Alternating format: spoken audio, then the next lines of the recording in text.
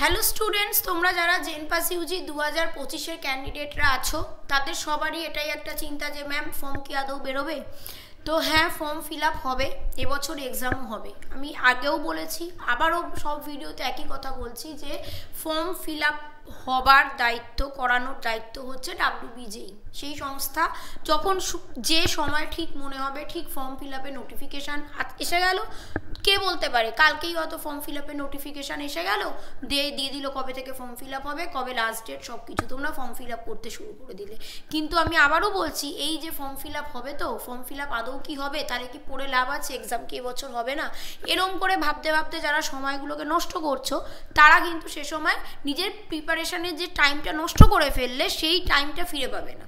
Form fill up সময় মতন হয়ে যাবে, সেটা নিয়ে আমাদের চিন্তা করার বিষয় নয়। আমাদের চিন্তা করার বিষয় হচ্ছে যে আমরা প্রিপেয়ার তো, আমরা প্রিপারেশান ঠিকঠাক করছি তো, এক্সাম তো হবে, তখন আমরা সিলেকশন নিতে পারবো তো। তো সেই বিষয়টা নিজেরা ভেবে দেখো একবার, যে বারবার ফর্ম ফিল আপ হবে কিনা না ভেবে বা সেই নিয়ে সমানে অডিট না থেকে আমি সেই সময়টা পড়াশোনায় দিই, এটা নিয়ে চিন্তিত হই। বরং আমার এখনও ফিজিক্সের কোন প্রবলেমগুলো সলভ হচ্ছে না, আমার বায়োলজির কোন নামগুলো এখনও মনে থাকছে না, কি কেমিস্ট্রির কোন রিয়াকশান আমি করতে পারছি না, লজিক্যাল রিজনিং ইংলিশ আমার ঠিকঠাক হচ্ছে কিনা, আমি নেগেটিভ করে ফেলছি কিনা, তো সেই জিনিসগুলো মাথায় রাখো। আমি 1.5 ঘন্টায় শেষ করতে পারছি কিনা এখনও নির্ভুলভাবে পেপার, তো সেইটা মাথায় রাখার চেষ্টা করো এবং সেটার উপরে কাজ করো, যাতে আজকের থেকে কালকে আরও বেটার তুমি করতে পারো। ক্লিয়ার? তো ফর্ম ঠিক ফিল আপ হবে, সেটা যাদের দায়িত্ব তারা ঠিক জানিয়ে দেবে এবং ফর্ম ফিল আপ চট করে হয়ে যাবে, তখন আর তুমি প্রিপারেশান নেবার টাইম পাবে না। আমি আবারও বলছি। তো এবার যেটা বলার সেটা হচ্ছে যে জেনপাস ইউজি কী করে এখন যে সময়টা মোটামুটি যদি আমি ধরি, এখন 1-1.5 মাস হয়তো সময় থাকছে, যেহেতু এখনও ফর্ম ফিল আপ শুরু হয়নি, তো যেটুকুই টাইম আমরা ধরে রাখি 1 মাস মতন আমরা এখনও টাইম পাবো। তো তাহলে কি করা উচিত, এখন আমি কি করে প্রিপারেশান করবো? দেখো, প্রিপারেশানের দুটো তিনটে স্টেপ থাকবে। কি না, এক তো হচ্ছে আমাকে সিলেবাস কমপ্লিট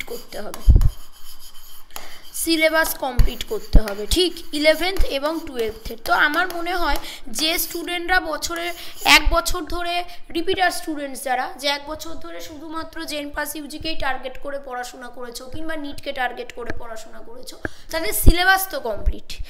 এবার যারা হয়তো এবছর প্রথমবার জেনপাস ইউজি এক্সাম দেবে, তাদের 12th-এর সিলেবাস পুরো কমপ্লিট, কারণ এবারই এক্সাম দিয়ে এসেছো নিশ্চয়ই 12th-এর তোমরা, মানে বোর্ডস, তাহলে তাদের জন্য 11th-টা পড়ে তো ছিল, 11th-এ ভুলে গেছো, তো তাই সেটা রিভাইজ একটা করার সুযোগ থাকা দরকার। তো তাহলে সেইটা নিজেরা নিজেদের মতো করে দেখো যে তোমরা কোন অবস্থায় বা কোন ক্যাটাগরির স্টুডেন্টদের মধ্যে পড়ছো। মানে তোমরা এইচএস পাস আউট স্টুডেন্ট, 1 বছর ধরে এই থিওরি পড়ার উপরেই সময় দিয়েছো, তাহলে তো তোমাদের সিলেবাস কমপ্লিট। আর যাদের মনে হচ্ছে যে যারা নতুন প্রথমবার দেবে, এবছরই এইচএস দিয়েছো, তো তাদের 11th-এর যে জায়গাগুলো, যে চ্যাপ্টারগুলো মনে হচ্ছে যে ভুলে গেছি, ওগুলো একটু রিভাইজ করার দরকার, তো সেটা অবশ্যই তোমরা করো, না তো পারবে না। তো সেটা রিভিশনের জন্য কিন্তু কিছুটা সময় নিজেদের দিনের মধ্যে থেকে বার করে নিয়ে সেটাকে রাখো। তার সাথে আমাকে কি করতে হবে না, নর্মাল এমসিকিউ প্র্যাকটিস। মানে আমি বলতে চাইছি যে যদি আমি পেপার 1 হিসাবে ধরি, জেনপাস ইউজির পেপার 1-এর প্রিপারেশান হিসাবে আমরা ধরি, তো তাহলে এখানে physics, chemistry, biology, logical reasoning, English, এই 5টা সাবজেক্ট পড়ছে। 5টা সাবজেক্টের ইন্ডিভিজুয়াল চ্যাপ্টার ওয়াইজ আমরা এমসিকিউ প্র্যাকটিস করব। যে আমি লজিক্যাল রিজনিংয়েরই 2-3টে চ্যাপ্টার পড়া শেখা হয়ে গেছে, তো সেই 2-3টে চ্যাপ্টারের যত এমসিকিউ পাবো, সেটা যাতে আমার বারবার রিভাইজও হয়, সেই মতন করে প্র্যাকটিস করব। মানে সব জিনিসগুলোই দেখবে, যত তুমি প্র্যাকটিস না করবে, তুমি হয়তো 4-5টা চ্যাপ্টার পড়ে নিয়েছো, তার এমসিকিউ সব পেরেও যাচ্ছ, তুমি 1 মাস পরে মানে অন্য 5টা-6টা চ্যাপ্টার পড়ছো, ততক্ষণে তুমি আগেরগুলো ভুলতে বসেছো। তো সেই জন্য তোমাকে কিন্তু একটা সপ্তাহে কোনো না কোনো সময় রাখতেই হবে, যেখানে physics, chemistry, biology, logical reasoning, English, সবটা যেগুলো তুমি আগে পড়ে নিয়েছো, সেগুলো যাতে আবার করে 1-2বার করে রিভাইজ হয়ে যায়, সেরকম মতন নিজের একটা টাইম শিডিউল তৈরি করো। আমি তোমাকে বলে দিতে পারবো না যে ভোর 5টায় তুমি এটা করো, দেন 5:30টায় 6টায় এটা করো, সেরকম নয়। তুমি যেভাবে যদি টাইমটা পাও, সেই মতন করে এই জিনিসগুলো যাতে ফিট হয়, সেইগুলোকে মাথায় রেখে নিজেরা নিজেদের ছোটো ছোটো একটা টার্গেট তৈরি করে পড়তে থাকো। মানে গোটা 1 মাসের শিডিউল বানিয়ে নিলে ওভাবে সম্ভব নয়। ছোটো ছোটো টার্গেট রেখে যে এই 2-3 দিনে আমি এই জায়গাগুলো কমপ্লিট করবো, বা তারপরে 2-3 দিন আমি কি পার্টগুলো করবো, সেভাবে কিন্তু ওটাকে ম্যানেজ করো। তো হলো, তাহলে চ্যাপ্টার ওয়াইজও আমাকে এমসিকিউ প্র্যাকটিস করতে হবে। তাহলে কি হবে, একটা চ্যাপ্টারে তুমি প্রচুর কোশ্চেন সলভ করতে পারবে এবং সেক্ষেত্রে তোমার সেই টপিকটা সত্যি পুরোপুরি সেই চ্যাপ্টারটা রেডি হয়েছে কিনা সব রকম কোশ্চেন্স করার মাধ্যমে কিন্তু তুমি নিজেই বুঝতে পারবে। যদি দেখো যে না আটকাচ্ছে আমার চ্যাপ্টারটার অনেক অ্যান্সার, তার মানে কি জিনিসটা ঠিক মতো রেডি হয়নি, তো আরেকবার তোমাকে সেই চ্যাপ্টারের উপর টাইম দিতে হবে। তো এটা গেল। তার সাথে কি বলতে পারি না, তার সাথে অবশ্যই যেটা করতে হবে সেটা হচ্ছে মক টেস্টগুলো। মানে মক টেস্টটা আমার এরকমই হবে যে সেখানে 115 নম্বরেরই কোশ্চেন্স থাকবে, এবং আমি এক্সাম হলে বসে যেরকম 1.5 ঘন্টা সময় দিয়ে এক্সাম দিতে হবে, সেই মতন মক টেস্ট যেন অন্তত সপ্তাহে 2টো করে আমি দিতে পারি। মানে 1.5 ঘন্টা সময় আমি বসবো, মানে আননেসেসারি সময় নষ্ট করব না, যেটুকু পারছি। মানে যখন আমি ভালো করে বোঝো, যখন তুমি এমসিকিউ প্র্যাকটিস করছো তখন একটা কোশ্চেন তোমাকে আটকাচ্ছে, ক্যালকুলেশনের সমস্যা হচ্ছে, সেটার উপর তুমি সময় দাও, দিয়ে চেষ্টা করো দেখি আমি পারি কি না, সময় দিয়ে করো, দিয়ে দেখো সেটা ঠিক হলো কিনা, ভুল হলো কিনা, সেটার অ্যানালাইসিসের সময় রাখো অবশ্যই। কিন্তু যখন তুমি মক টেস্ট দিচ্ছ, মক টেস্টটা কিন্তু এরমই দাও যে আমাকে 1.5 ঘন্টা সময়, এই 1.5 ঘন্টায় এই পেপারটা আমাকে নামাতে হবে, যতটা ফাস্ট অ্যাকিউরেটলি আমি যে কটা করতে পারবো সেটাই করবো, যেটা ডাউট মনে হচ্ছে, যেটা সমস্যা মনে হচ্ছে আমি করবো না। মানে প্রত্যেকটা মক টেস্ট আমার মনে করতে হবে কিন্তু যে আমি এখনই ফাইনাল এক্সাম দিচ্ছি, এন্ট্রান্স মানে হলে, এক্সাম হলে বসে আমি ফাইনাল পেপার সাবমিট করছি, এরপর আমার কাছে এবছরের জন্য সুযোগ নেই।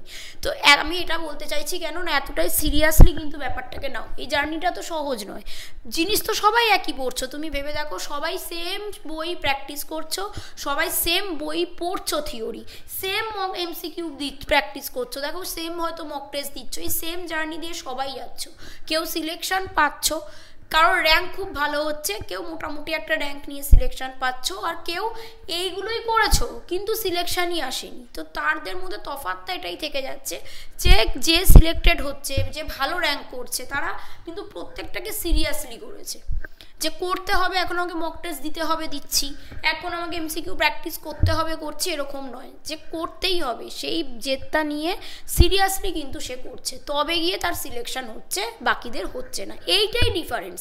তারা যে প্রচুর জানে, বিশাল একটা বিজ্ঞান কোনো জ্ঞানী ব্যক্তি, তাই জন্য তার সিলেকশন হয়েছে, তোমার হচ্ছে না, বা তুমি সিলেক্টেড হয়ে গেছো বলে তুমি প্রচুর কিছু জানো, যার সিলেকশন হয়নি সে কিছু জানে না, এরকমটা একদমই নয়। যে সেই টাইমের জন্য, সেই কটা মাসের জন্য সেই এক্সামটার প্রতি ফোকাসড সিরিয়াসলি করবে, তার কিন্তু সিলেকশন হবে। এক্সামটাই এরকম, মানে এই এক্সামটা বলে না, কম্পিটিটিভ এক্সামসগুলোই তো এরকম, ঠিক আছে?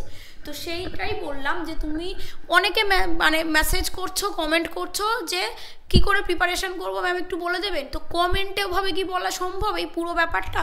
তো অনেকে বলছো, তাই জন্য আমি ভিডিওটাই আপলোড করে দিলাম, যে বলা যে তুমি আগে সিলেবাসটা পুরো কমপ্লিট কিনা দেখো, সেখানেই তোমার কোনো জায়গায় সমস্যা কিনা সেটা তুমিই বুঝবে। তো তাহলে তুমি তোমার টিচারদের থেকে সেগুলো ক্লিয়ার করে নাও, দেন ভালোভাবে চ্যাপ্টার ওয়াইজ এমসিকিউ প্র্যাকটিস করো। কী করে বুঝবে ক্লিয়ার কিনা? তোমার কনসেপ্ট তো এমসিকিউ প্র্যাকটিসের মাধ্যমে হবে, এবং সপ্তাহে অবশ্যই 1-2টো মক টেস্ট যাতে দেওয়া যায় 1.5 ঘন্টা সময় ধরে সিরিয়াসলি, সেটার সময় কিন্তু রাখো। এইভাবে পরপর এগোতে থাকো, দেখবে এক্সামের যেটুকু সময় রয়েছে তাতে কিন্তু প্রপারলি একটা প্রিপারেশান হয়ে যাবে। আশা করি বিষয়টা তোমাদেরকে বোঝাতে পেরেছি। এবার যারা মনে করছো নিজেরা তালগোল পাকিয়ে যাচ্ছে, কি করব না, কখন কি করব বুঝতে পারছি না, তো সেরকম যদি কোনো স্টুডেন্টস থাকো যাদের মনে হচ্ছে যে একটা গাইডেন্স পেলে, একটা সাপোর্ট পেলে আমার সুবিধা হতো, তো তারা অবশ্যই কিন্তু ক্লাস চাইলে জয়েন করতে পারো। অ্যাচিভার স্টাডি সেন্টার অ্যাপটাকে ইনস্টল করে নাও।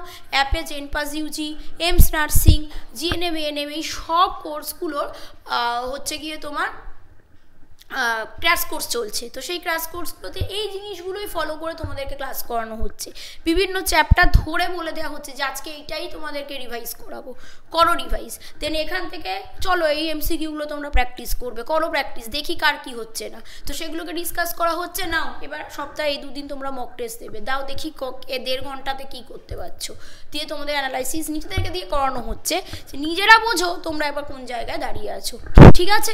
তো জোর করে করতে বাধ্য। তো আমরা মানে তাতে কি হয় যে হ্যাঁ আমাকে তো টিচার সব মানে পুশ করছে এগুলো করবার জন্য, আমাকে করতেই হবে। কিন্তু অনেক সময় কী হয়, নিজে করলে ঠিক আছে আজকে হলো না মক টেস্টটা দেওয়া, কাল দিয়ে দেবো, এবার কালকে করতে করতে এক্সামের ফর্ম ফিল আপ হয়ে এক্সাম চলে আসবে। তো তাই যদি কারোর মনে হয় যে না আমার সাপোর্টের দরকার, আমার ক্লাসের দরকার, তাহলে অবশ্যই তোমরা ক্র্যাশ কোর্স নিতে পারো। সে রিলেটেড যদি আরও কিছু তোমাদের জানার থাকে, কোর্স কীভাবে পাবে না পাবে, তো স্ক্রিনে যে নাম্বারটা যাচ্ছে সেই নাম্বারে হোয়াটসঅ্যাপে মেসেজ করে রাখতে পারো, তোমাদের যা জানার আছে। অ্যাপ ইনস্টল করলে অ্যাপেই সব ইনফরমেশান পেয়ে যাবে। তবু যদি আরও কিছু জানার থাকে তাহলে স্ক্রিনে যে নাম্বারটা যাচ্ছে সেই নাম্বারে হোয়াটসঅ্যাপে মেসেজ করে রেখো, তোমরা অবশ্যই রেসপন্স পাবে। তো সবাই ফোকাসড থাকো, প্রিপারেশান নিতে থাকো, এক্সাম হবে এবং তোমার সিলেকশন হবে। সবাইকে all the best, thank you.